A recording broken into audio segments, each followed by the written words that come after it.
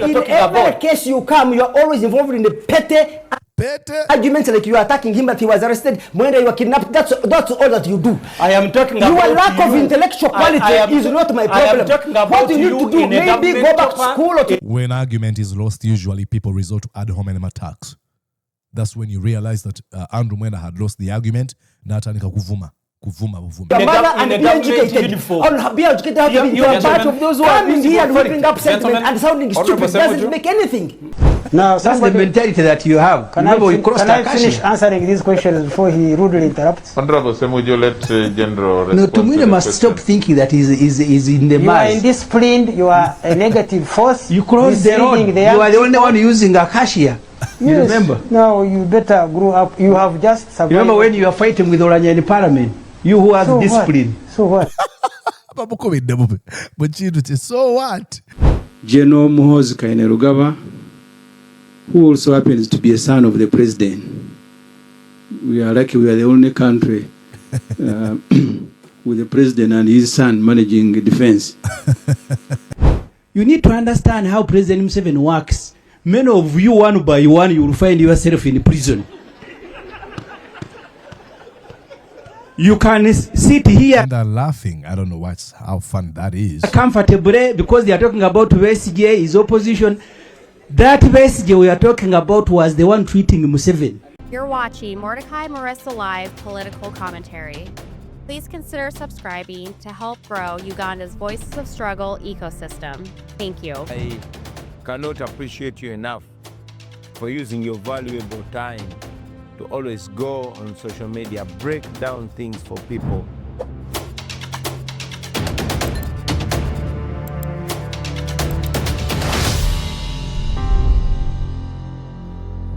And yes, indeed, okusinzira muna mu ggwanga ali United States of America, ugamba otyo kansumenti oli bulungi nze Mordecai Murisa, nkwaniza ku mukutu gu Mordecai Murisa live. Mwena abasaba mbeebaza essala zimusindika ndi mukuona eddoboozi lyakomyewo nzemu okuddamu ate okufuna ku mbavu. So tugenda maaso n'okubeera nga tuweereza okutuusa lwe naabeera tere. Okitegedde.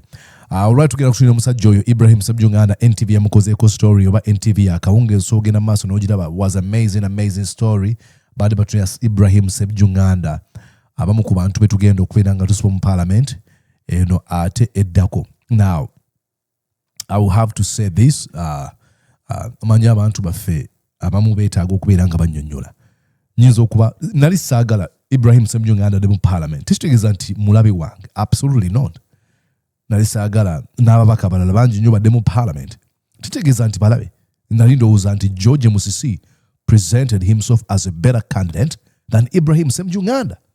And besides that, I truly believe in the concept called democracy. The will of the government of the people, by the people, for the people. When we look at the majority of a minority, so get a good democracy over rule of law, over constitutionalism, nga buzzwords, inzikirizam. Singa Museveni, as old as he is, as incompetent as he is, if he subjected himself to a free and fair electoral system, abantu ne bagamba gwe twagala, I would say, usually people get what they deserve. Gwe balonze. The reason that's why I'm opposed to Museveni is because he doesn't believe in anything to do with the rule of law. He's a criminal thug who took power in 1986 by killing people. And usually, there's a somebody's a terrorist, somebody's matter. You can usually change. Okubeera nti wali muyeekera mu biseera bano ne batandika okukujjaguza nga bw'olamu Nelson Mandela ng'okoze ebisukka ku kweyagaliza okukonga omuntu. Nelson Wakilala gw'olaba mu background oyo bamulangirako okubeera omutujju. N'omusiba mu kkomera emyaka 27 baakola ebikolobero bingi nga bakyavuganya gavumenti y'abakyeruppe n'enkola ya apartheid. Naye bwe yavaamu essaawa zino tumutuliranga taata wa Africa kubanga ebintu byakola bisukka ku kwenoonyeza ebyenga omuntu. Omuli okufuga ekisanja kimu n'awaayo obuyinza mu mirembe, okukulembera enteekateeka ez'okulaba ng'abantu beegatta bakolere wamu n'okusonyiwagana, forgiveness and reconciliation. Ekituleetera okutunuuliza Museveni ng'omutujju nga nakyemalira eggoon awedde emirimu is because ebintu byakola byakwenywereza mu buyinza. Ntuuseeyo nti eyo genda ze. So I truly believe in the concept concept of democracy. So olwaleero, ladies and gentlemen, tugenda kutunulira ku clips endala is Ibrahim Semujju Nganda. What we're going to miss from Ibrahim Semujju Nganda.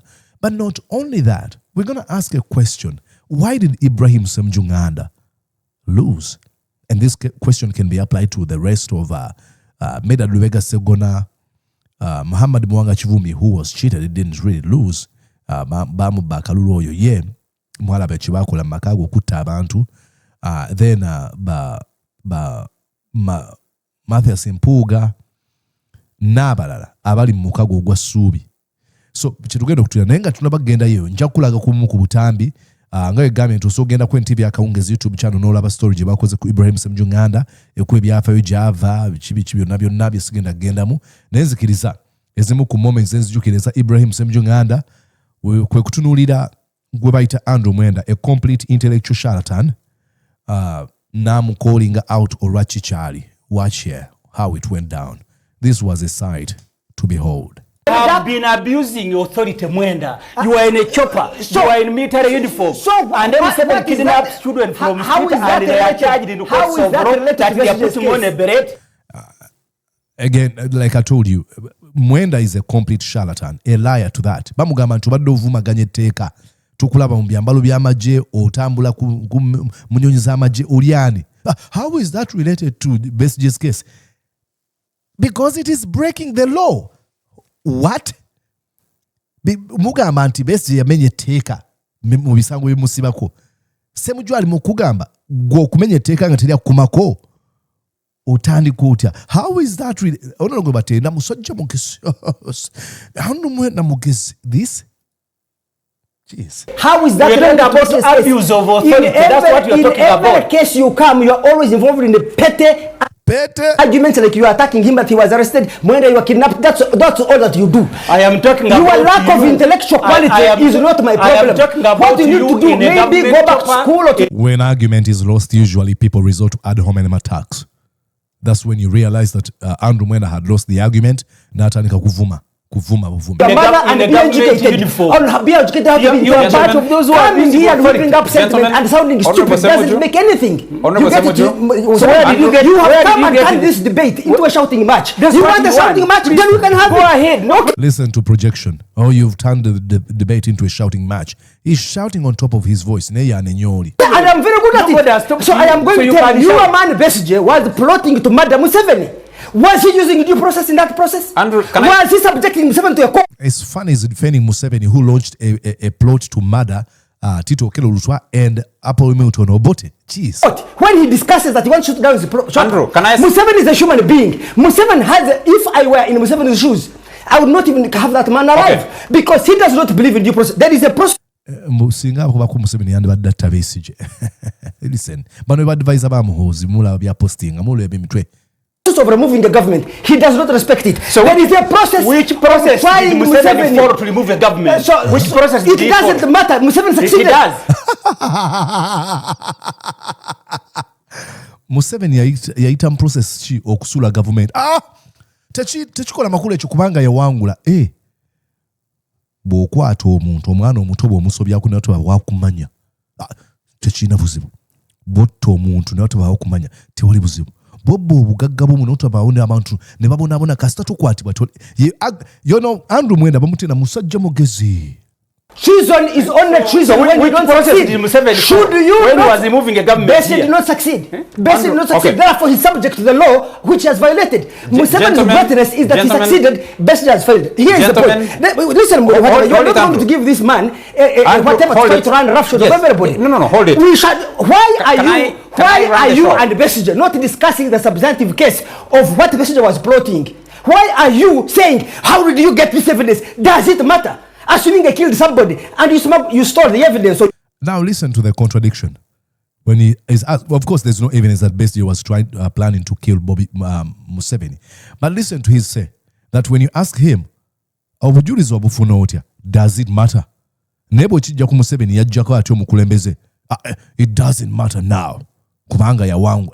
You bought it. Does it matter how you got the evidence? The evidence is that the man was involved in a meeting to unleash violence on this car. Yamukuba n'amala n'amuleka awugane abantu mutunire olwakikyali Andrew Mwenda, a complete hollow charlatan. Okay, let's go on and I'm going to show you a few more clips.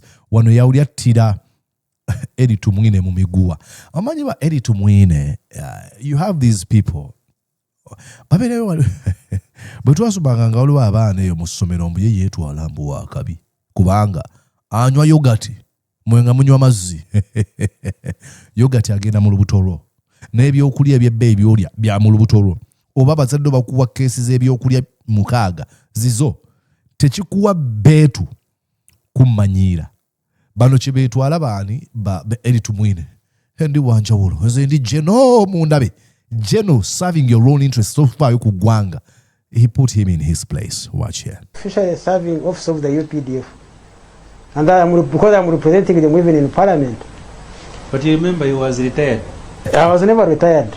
You see, you misinform the public. Sorry, you left the army. You misinform the public. Keep quiet about that. You don't keep quiet. The entitlement and the arrogance here. know about the army. You can't ask me to keep quiet. You don't know anything about the army. Don't tell lies about the public. We are tired of people who misinform the public. Your name is permanent in the UPDF Act.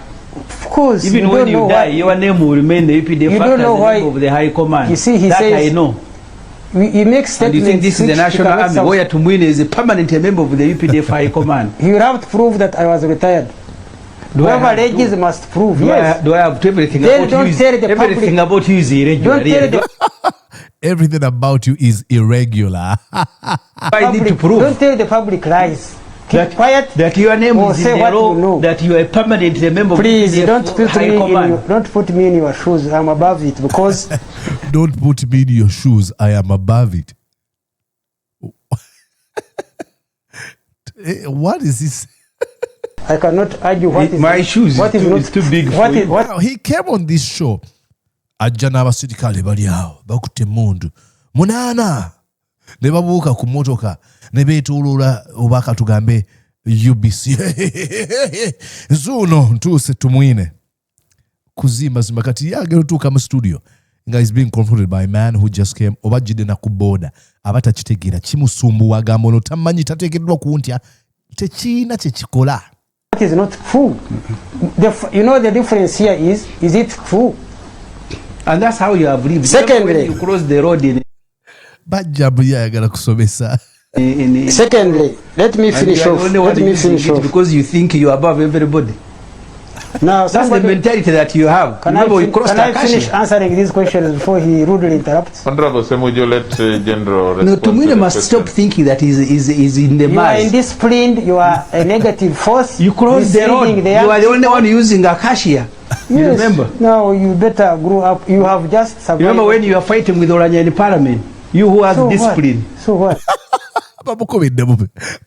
So what? Okay. You are a dangerous force. In Parliament. You better grow up. You have just survived. Remember when you are fighting with Oranya in Parliament? Cross the road. You are the only one using acacia. You yes. Remember? Now you better grow up. You have just survived. Remember when you are fighting with Oranya in Parliament? You who have Now that's the mentality that you have. Can I finish answering these questions before he rudely interrupts? Honorable Semujju, let General respond. No, Tumwine must stop thinking that he's in the mass. You are indisciplined. You are a negative force. Negative force, that's what they usually use. Never Museveni. More about defining a negative force. These folks came to power by killing people. But he even lost an eye. And look, do I have a respect for this man if really his mission was to build a better future for our country? Absolutely. But they betrayed the causes of the NRA war. They betrayed everything. Now, you are a negative force. Who are you to define who represents a negative force and not? Cross the road. You are the only one using acacia. Yes. You remember? Now you better grow up. You have just survived. Remember when you are fighting with Oranya in Parliament? You who has discipline. When you talk about so what? So what? Which discipline do you have to win? Please say what you want. The public is seeing. You were fighting with Oranya. Telling the you truth. Remember? he comes and tells the public lies, and your time will come. They don't know how to handle. They cannot handle people like Ibrahim Semujju Nganda. And I'm playing all these videos to do one thing, to really inspire and show Honorable George Musisi. We failed actually to have an interview. Try no call interview in campaign. Now they're busy to show what people are expecting from you and beyond. Nobody's asking you to be an Ibrahim Semujju Nganda. But be the best version of George Musisi and beyond, because this is what people have decided to cast away. How about we trust George Musisi?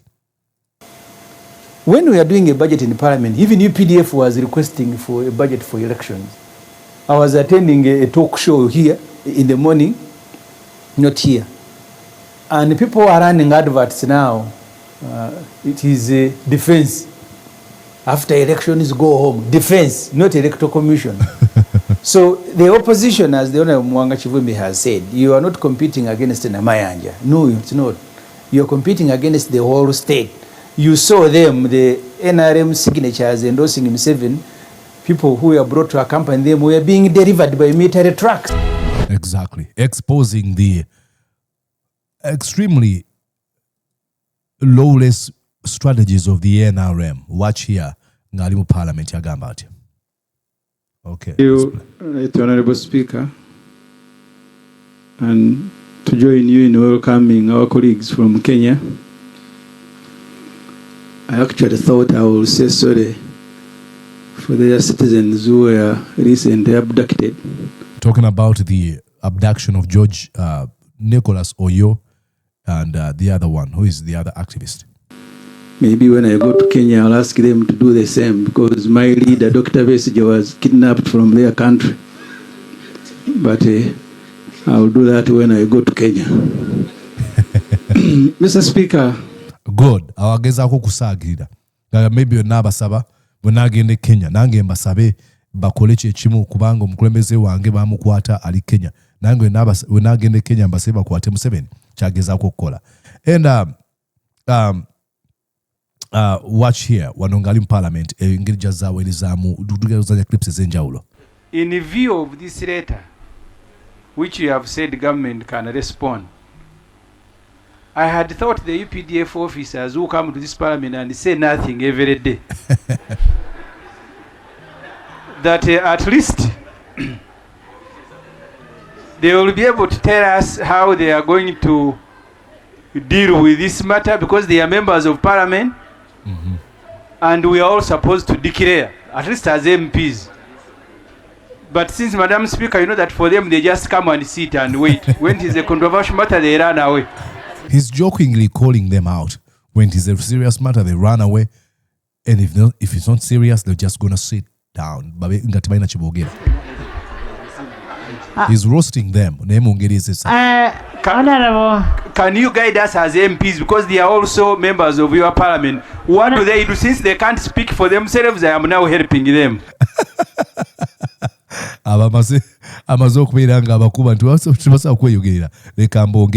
Okay. Then here again, what we are roasting abantu wanongagamba Uganda did lucky. Listen to how he does it. This is irony. The government ministers who are here, 4 junior ministers and the Attorney General, will be able to answer these questions. And we don't speak like we're on a radio, television talk show. These are very serious matters to do with the elections. The CDF, General Muhoozi Kainerugaba, who also happens to be a son of the president. We are lucky we are the only country with the president and his son managing defense. We are lucky.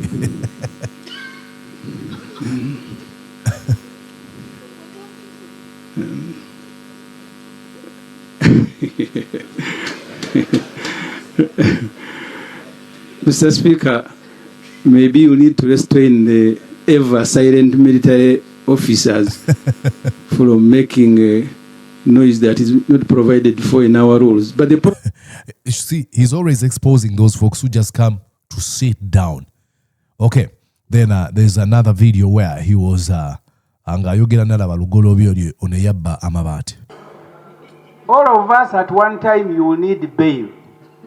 If court grants you temporary freedom, and then they see you very active representing the same government that has taken you to court and accused you, your colleagues are going to be denied bail on medical ground that immediately they grant you run into parliament and begin transacting business.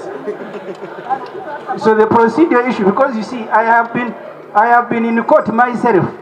Musajja to Sseggona. Rest in peace. He made some bad comments ku Sseggona. Now to Jakomao. Court can't grant you temporary freedom for medical reasons and to defend yourself. And the next day they are seeing you in parliament. What will the others do who appear there? They are going to say, you guys, you come here and lie. So can we advise Honorable Gorobi to go to hospital? We transact this business, Madam Speaker, without him. Interesting. He has a way of packaging gundi submissions in zibanga zisesa atenga zilimu echinyusi. Let's watch another clip right here. We saw chairs flying in air. Mm-hmm. But I thought we'll start with congratulating you, the Speaker of Parliament, for your big victory. But related to that, Madam Speaker, in this political season, because I saw you in the last Parliament, we were celebrating smaller things. The former Speaker was about, I don't know how many years, you brought flowers here for her. So I thought when you contest and win an election, Parliament should congratulate you, because in the past it has congratulated the smaller things. So, Madam Speaker, Honorable can I raise my issue, Madam Speaker? Honorable Semujju, those are our internal matters. Chagezaako gamba nti waleeta ebimuli n'obiwakadaga nga kyali speaker nga wangudde kati nga tukujaguza kubanga ageza okumugamba nti empangula yo yali yakiyaye so nga tujaguza nga okujaguza okwali kadaga kuli kwali free and fair. Okay, let's go and watch here waneno nga agamba bali omunsi bwe yamukyalira mu kkomera. This guy is a fake guy. Olumamitaani simanya Thomas Tayebwa. I hope you're not now going on about your months also. No, because I can. Ayagala nnyo okujokinga tamanyi cracking jokes yabeera out to reduce and bastardize conversations all the time. See how you're looking at him. Mr. Speaker, I have no intention because he's my. When I say that, it doesn't make Anita Among any better. Tweedledum and Tweedledee, that's what I'm trying to say. My friend, when he was arrested, I even visited him. I really have no intention. He claimed to have brought you slippers on over your months, sir. The problem was the size. Look, that guy is so fake, Deputy Speaker. It's so fake. Okay, let's go on and watch one more clip. Then I'm going to have to show you Chenze Okubagamba. Lastly, I think we're going to look at this. Why did he lose? Let's watch here. When we are talking about matters of rights, I see no appetite from the NRM to participate.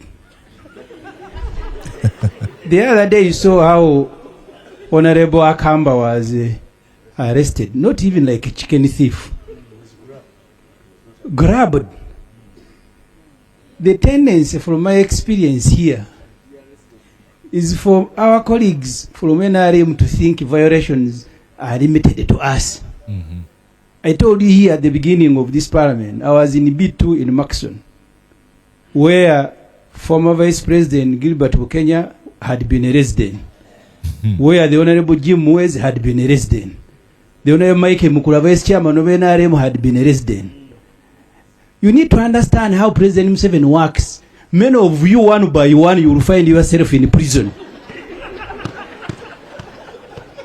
You can sit here and they're laughing. I don't know how fun that is. Comfortably, because they are talking about VSJ, his opposition. That VSJ we are talking about was the one treating Museveni. Near Museveni died in Ruwero. But Besigye tweeted him. This is how he's paying him. This is how he will pay you. You can pretend. Yeah, brilliant. I think the last one I'll show you is we are confronting Museveni. Bali ku show nam confronting. Watch here, then we go to the reason.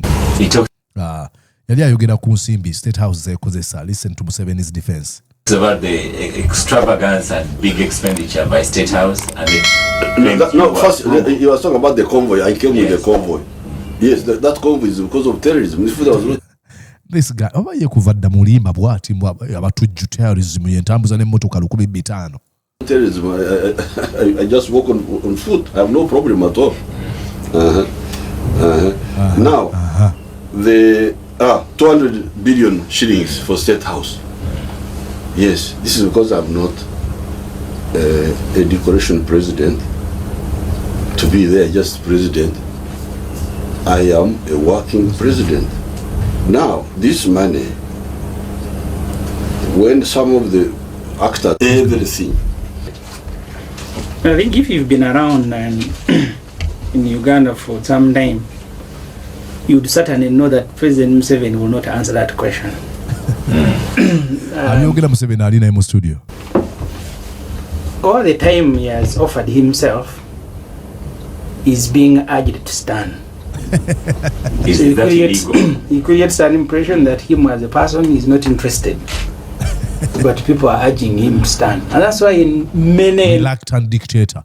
Saganda kubira wa mukolo gwacu mane abantu be bansaba. Meetings where the process of him becoming a candidate starts with some resolution of Anite and Omona urging His Excellency to stand. And that's how he has gone against his own word. Because if you read his manifesto, I think the one of 2001, at least in more than, I think on more than 4 pages where he said, I am not coming back. And eventually he was urged. So you are right to say he's one of the cleverest men we have in this country. Yeah, clever in a perverted way, not clever in the true sense and meaning of the word. Like you'd say Isaac Newton or Albert Einstein or any other great minds you know of. But I'm talking about clever in a perverted way. Ngeba nagamba omuyaya asale nsalo nga kasajja ku kagezi si bugezi bwe bategeeza nti okusala okubba abantu si magezi oba tusaa kuyiiya n'okola mu ngeri entuufu ogaggawale oba ofune ssente zinaakubeezaawo teoba bugezi kubba abantu. So not clever in the sense gyetutegeera munsi naawe ekigambo clever kitegeeza ki. Okay, now why did Ibrahim Semujju Nganda lose? Ibrahim Semujju Nganda, just like one, there's so many reasons. Let me start with voter fatigue. Ebisanja 15 abantu batuuka ne bakoowa. Ebiseera ebimu ate abalala basobola okuba nga bakyakwagala naye byawukana ku muntu oba ne ku mbeera eriwo. So now there's voter fatigue. Bagamba, can we get another person? Gwe weka. And then too, abantu ba evaluatinga byokoze mu kitundu ekyo ne bagamba bakiikirira. Ibrahim Semujju Nganda is such a very, very eloquent man, an orator to that matter. Naye bwe kijja abantu bo bannakira bagamba ki kyekibuzo kyasinza okubeera ekinene. Naye oyinza okuba ng'ondaba ng'olikira ng'ogamba abadde ye musajja atukiikirira, abadde holding government accountable and making sure that he keeps the government checked and balanced. Abadde abikola. Then ebirala abantu be baagala. Then ekirala emu ku nsonga gye ndowooza yaleetera Ibrahim Semujju Nganda gye ngenda okuzanyira ku ejenkoonyeeko.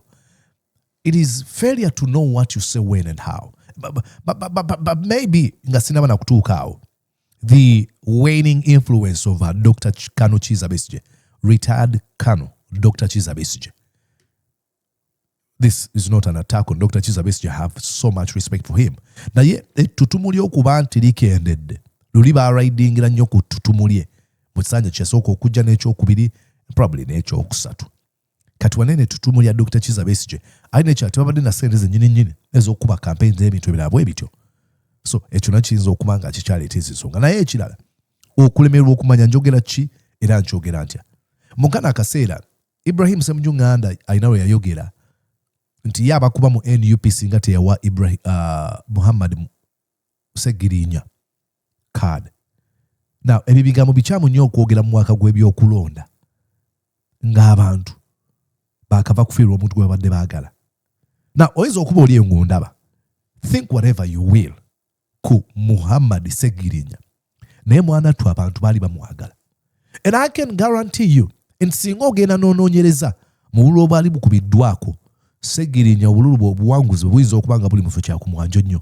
Now it is very easy okwesa egotistical mind yange ngamba abalonda bonna abo basiru. That would be very stupid of me. Naye omuntu ayagala okwetwala nti mugezi yayinza okulooza ye mugezi okusinga abantu abalala bonna.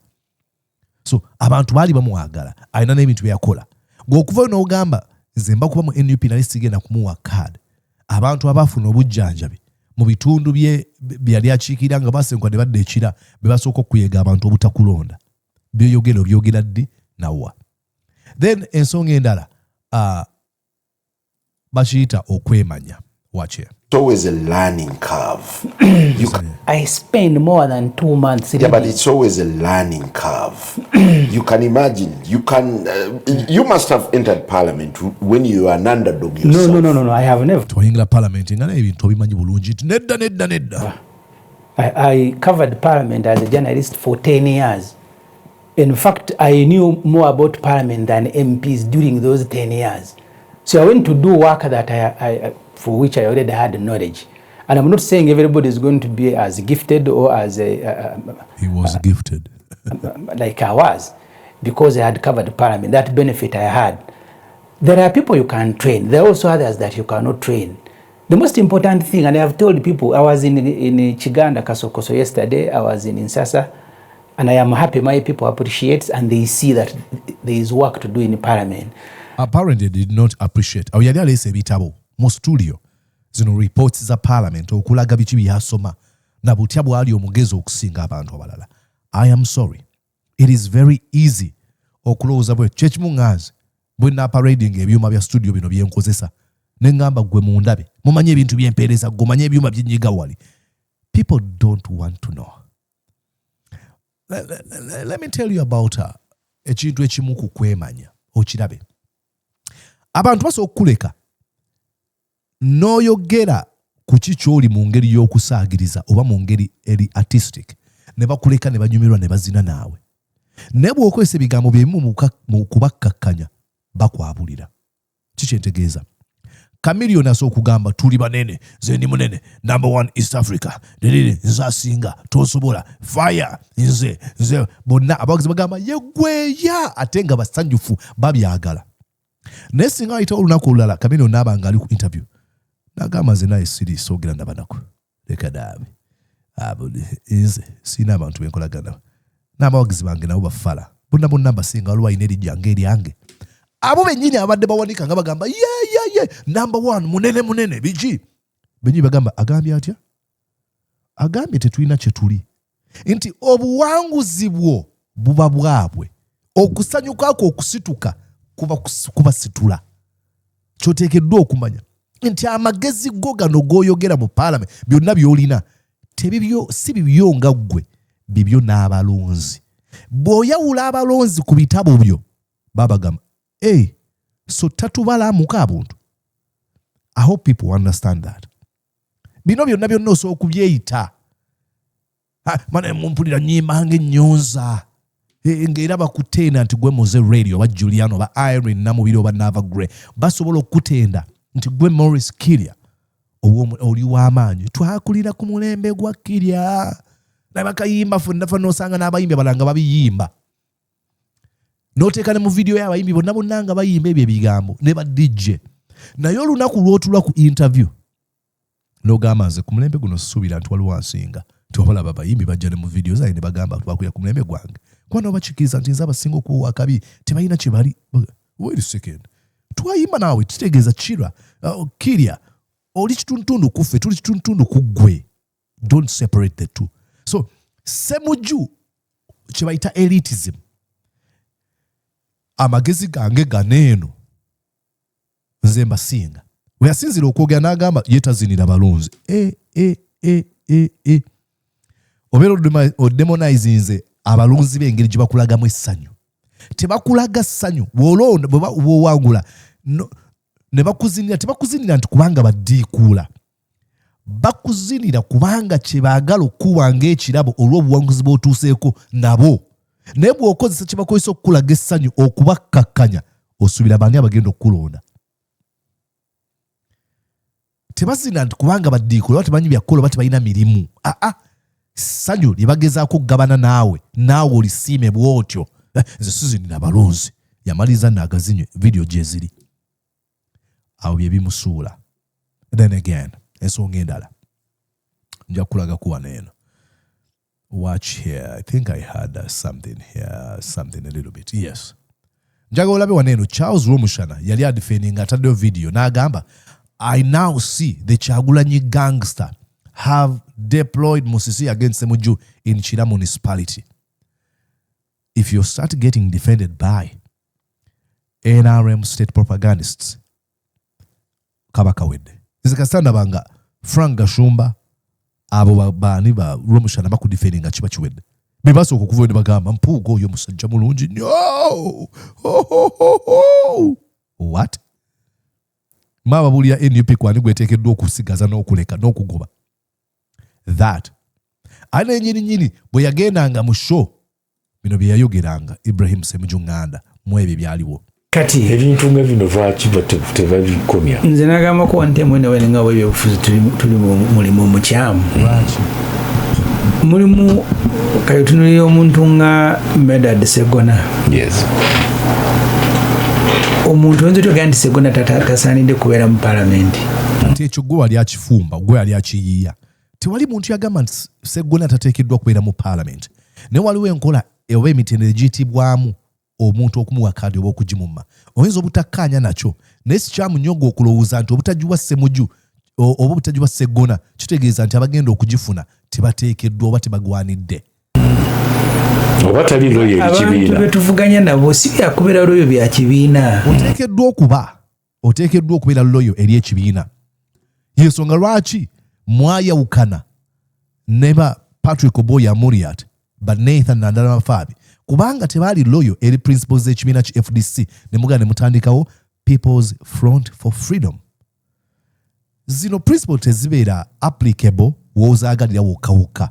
Oteekeddwa okubeera loyo eri ekibiina. Mu palamenti njagala olwaira wiza radio Simba akitegeere. Buli kitundu kiweereza abantu baakyo. Abantu b'ekitundu kyo ne bagenda bavuganya n'abavudde mu bitundu ebirala. N'otuuka nga ab'embalala abanyankole balese ttiimu yaabwe. Now, these ensonga ezimusuula. Elitism kwe kulonda ekika ky'obuyivu bwange, ekika ky'emikwano gyange, ekika ky'Olungereza lw'enjogera kye kirungi. Bw'ojjayo Medard Lubega Sseggona mu parliament n'oteekayo George Musisi.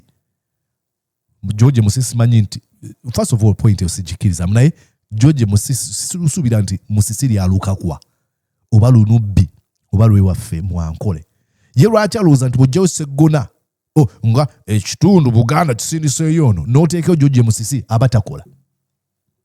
Oba n'oteekayo Mathias Walukagga abatakola.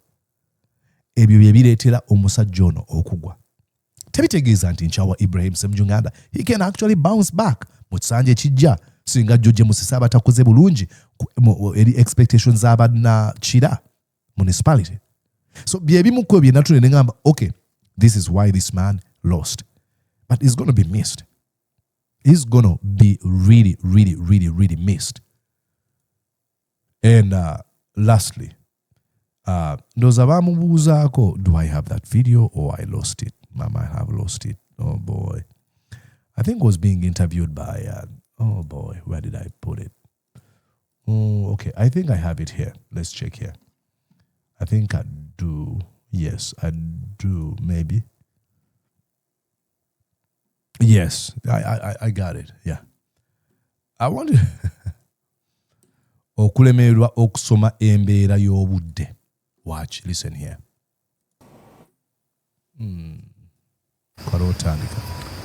Hello? Yes, Honorable Ibrahim, you had a large mandate of about 42,000 voters in the last election, but the ground has changed. What steps are you making to beat off the challenge from NUP and NRM, especially with new registered voters? Nothing has changed. You see, the trouble with you people in the media is that these days you consume a lot of social media. If you look at the last population and housing census, the main source of information in Uganda remains the radio at 37%, followed by word of mouth at 22%, followed by television at 14%. So this fierce competition you're talking about, Kira, is in the social media. It is not in Kira. I am afraid.